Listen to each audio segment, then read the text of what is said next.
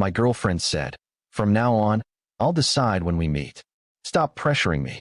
I didn't say a word, just nodded quietly. 2 weeks passed, no messages, no calls, no meetings. Then one evening, there was a soft knock on my door. I opened it.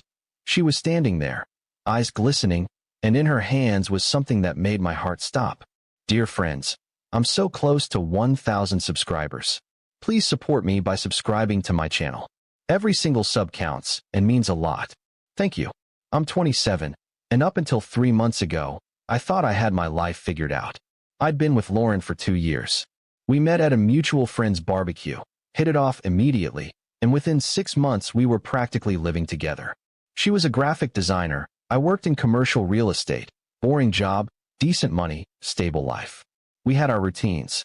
Sunday brunch, Wednesday movie nights, weekend trips to her parents' lake house. It felt right. Safe. Then around February, things shifted. She started working late more often. Stopped texting back as quickly. When I'd ask to see her, she'd say she was exhausted or had plans with coworkers. I'll admit, I got clingy. I'd send multiple texts asking when we could hang out, suggesting dates, trying to lock down plans. Looking back, yeah, I was being pushy, but I felt her pulling away and didn't know how else to respond. One night in early March, we were at her apartment. I'd brought takeout, Thai food, her favorite, and suggested we watch something together. She barely looked up from her laptop. Can we talk? She said, closing the screen. Sure. What's up? She took a breath. You've been a lot lately. The constant texting, asking where I am, wanting to meet up every other day. It's suffocating. I felt my stomach drop. I just miss you. We barely see each other anymore. That's because I need space, she said firmly. So here's what's going to happen. From now on, I'll decide when we meet. Stop pressuring me. I'll reach out when I'm ready. I wanted to argue. To tell her that relationships are supposed to be mutual, that this felt like being put in timeout. But I also didn't want to lose her. So I just nodded. Okay, I said quietly. I'll wait. She softened a little, reached across, and squeezed my hand. Thank you. I just need some breathing room. That was March 8th. I remember because it was my sister's birthday, and I'd left early from her party to see Lauren. The first few days weren't terrible. I kept myself busy.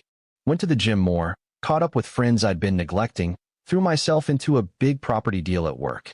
But by day 5, the silence was deafening. No good morning texts. No memes sent at random times. Nothing. I checked her social media, stupid, I know, and she was still posting. Pictures of coffee cups, her workspace, a sunset from somewhere downtown. She was fine. Just fine without me. By day 10, I was barely sleeping. I drafted maybe 50 texts and deleted every one. My buddy Kevin told me to just move on, that she was clearly done but too cowardly to say it. But I couldn't accept that. Not yet. Day 14. 2 full weeks. I'd just gotten home from work, loosened my tie, poured myself a whiskey I didn't really want. It was around 7:30 p.m., already dark outside. Then I heard it, a soft knock at my door. My heart jumped. I wasn't expecting anyone. I opened it, and there she was. Lauren, standing in my hallway, eyes red and glossy like she'd been crying. She was wearing jeans and an oversized sweater, hair pulled back messily. And in her hands was a white plastic bag from a pharmacy. Can I come in? She whispered. I stepped aside. She walked past me, set the bag on my kitchen counter, and just stood there, arms wrapped around herself. What's going on? I asked, trying to keep my voice steady. She turned to me, and I saw tears streaming down her face. I'm pregnant. The room tilted. I grabbed the counter to steady myself. What? I'm pregnant, she repeated, voice cracking. I took 3 tests. They're all positive. I should have felt something. Joy, panic, anything. But all I felt was confusion. We'd been careful. She was on the pill. And we hadn't even slept together in over a month. Lauren, I said slowly, we haven't. We haven't been together in weeks. She looked down. I know. The silence stretched between us like a chasm. Then whose? I couldn't finish the sentence. She sobbed, covering her face with her hands. His name is Troy. He's a photographer I work with. It started in January. Just once, I swear. Just one stupid mistake after we had drinks following a client meeting. I thought it was nothing, that I could just bury it and move on. But then I missed my period, and I held up a hand. Stop. Just stop. My brain was trying to process this. January. She'd been cheating since January. All those late nights, all that distance, it wasn't about needing space. It was about covering up an affair.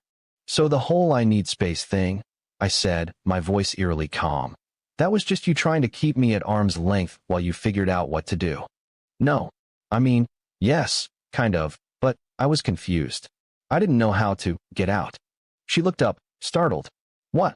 Get out. I walked to the door and opened it. Take your tests, take your confession, and get out of my apartment. Please, just listen. There's nothing to listen to, I said, still holding the door. You cheated. You lied. You made me feel like I was the problem for wanting to see my own girlfriend. And now you're pregnant with some other guy's kid. We're done. She stood there for a moment, tears streaming, then grabbed the pharmacy bag and walked past me. She paused in the doorway. I'm sorry, she whispered.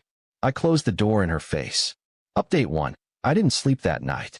Just sat on my couch, staring at the wall, replaying every moment of the past 2 months. Every excuse, every deflection, every time she made me feel crazy for wanting to spend time with her.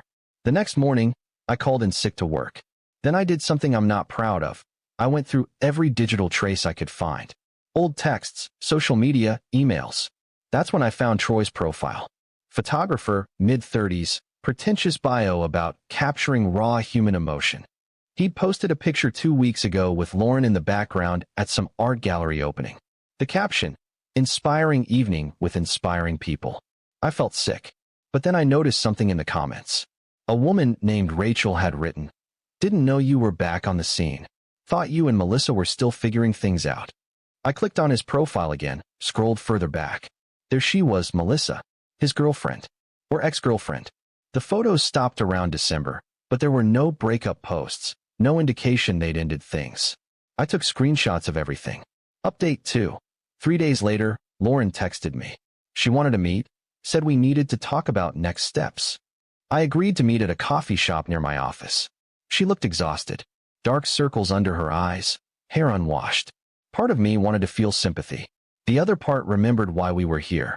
I'm keeping it, she said immediately, before I even sat down. I know that's not what you want to hear, but it's not my decision to make, I interrupted. It's not my kid. She flinched. I know, but I thought you should know. Troy, he doesn't want to be involved. When I told him, he accused me of trying to trap him, said he'd need a paternity test before he'd even consider it. Smart guy, I muttered. I deserve that, she said quietly. Look, I know I destroyed everything between us. I'm not asking you to forgive me or take me back. I needed you to know the truth. All of it. Have you told Melissa? I asked. Her face went pale. Who? Troy's girlfriend. Or is it ex-girlfriend? Hard to tell from his Instagram. She stammered. I didn't know he had a girlfriend. I pulled out my phone, showed her the screenshots. January through December. Plenty of couple photos. So either he was cheating on her with you, or they were on a break and he failed to mention it. Lauren looked like she might throw up. Oh my God. Yeah, I said, standing up. Seems like we were both being played. Good luck with everything, Lauren. I mean that. I walked out before she could respond. Update 3. 2 weeks after that coffee shop meeting, I got a message request on Instagram from Melissa.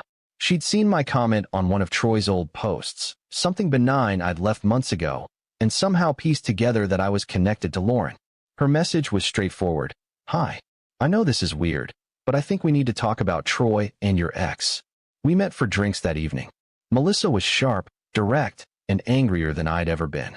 Turns out Troy had been telling her they were working through things, that he needed space but still loved her, all while sleeping with Lauren. When Lauren had told him about the pregnancy, he'd immediately called Melissa in a panic, confessing everything and begging for forgiveness. He said it was a one-time mistake, Melissa said bitterly. That she came onto him and he was drunk. Classic. Lauren said the same thing. I replied. One time, she was confused, drinks were involved. Melissa laughed darkly. They deserve each other. Except now she's pregnant and he's freaking out about child support ruining his art career. We talked for hours, shared stories, compared lies, realized how much of our lives over the past months had been built on manipulation. By the end of the night, we weren't friends exactly, but we understood each other. What are you going to do? I asked as we were leaving. She smiled coldly. Troy's doing a big showcase next month. Gallery opening, potential investors, the whole thing. I'm going to make sure everyone there knows exactly what kind of person he is. I didn't ask for details. Didn't need to. Final update. It's been 3 months since that night Lauren knocked on my door. I haven't spoken to her since the coffee shop. Through mutual friends, I heard she moved back to her parents' place upstate. The baby's due in November. Troy, apparently, signed away his parental rights after the paternity test confirmed it was his. Paid her some settlement to avoid future claims. Melissa did exactly what she said she'd do. She showed up at Troy's gallery opening with printed receipts, texts, photos, timeline of his lies to both her and Lauren. She didn't make a scene, didn't yell, just handed them out like pamphlets to every person who walked in. His career didn't exactly implode, but several potential investors backed out. Last I checked, he'd moved to Portland. As for me, I'm doing okay. Better than okay, actually. I started therapy, realized I'd been ignoring a lot of red flags because I was afraid of being alone. Turns out being alone is better than being with someone who makes you feel crazy. Kevin set me up on a date last week with his cousin. We got coffee, talked for 3 hours, and she actually texted me afterwards to say she'd like to do it again. It felt normal, easy, the way things should feel. I don't hate Lauren anymore. I don't really feel anything when I think about her, and that's probably the healthiest sign of all. She made her choices, I made mine, and now we're both living with the consequences. Edit 1.